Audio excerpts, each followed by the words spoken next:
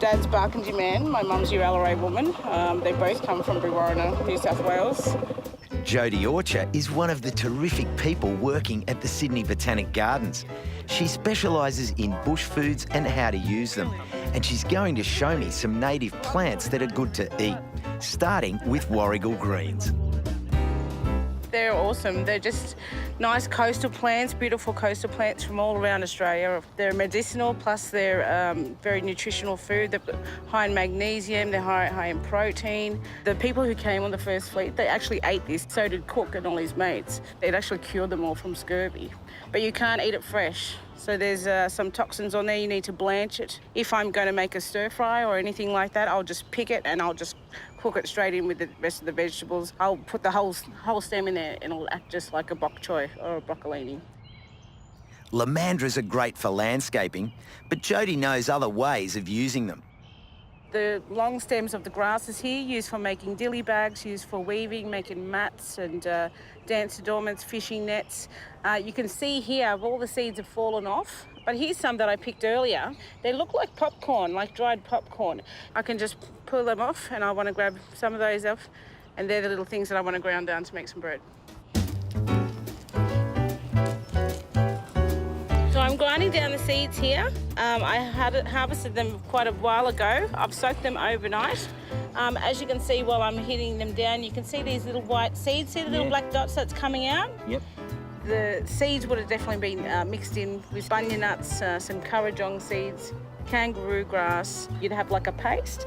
You could mould it and then you would just put it into the ashes and you'd cook it for half an hour and there would be your damper. Jodie's gathered a few common bush fruits. First off, the lily pilly. So you can see the beautiful magenta colour that they're coming out in. And they're just so amazing, but they have that really nice tarty, gingery taste. What do you do with them? Well, I make jam with them. And this is some jam that I've made. I've put some lily pilly in there with some peaches, quandong. I've got some chai seeds in there. It's awesome. It's really nice for a breakfast or a jam on your crumpets or anything like that. Yeah. What else you got? So I've got some finger lime.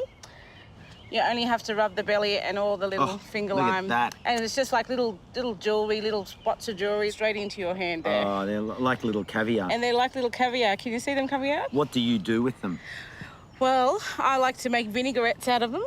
I actually love them on oysters. I will have them with oysters and some salt and pepper. Absolutely beautiful. What else have you got in here? So got some Moreton Bay figs.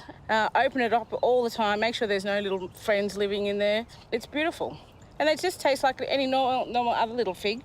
Really? I've never eaten one of these. I've trodden on them, I've swept them, I've raked them, I've slipped on them. Have a little taste.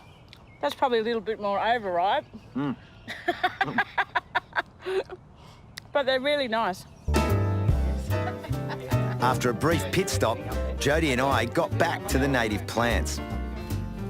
The Sydney rock orchid is a stunning ornamental plant. That flower is amazing. It is so beautiful. I love this plant. You know they can eat it?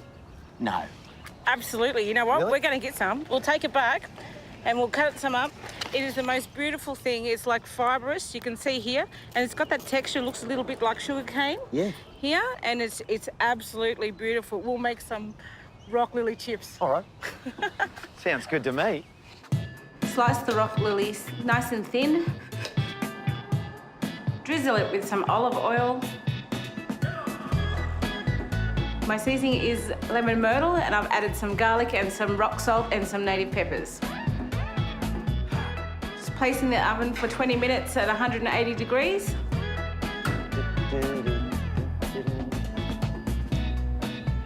Then allow to cool so they become light and crunchy. Here you go, Costa, try these. Here we go. I've been looking forward to this. Sydney rock lilies covered with some lemon myrtle and garlic sprinkles. A bit like ginger crossed with cucumber with a lemon garlic flavour. Yep. It's nice. Quite chewy.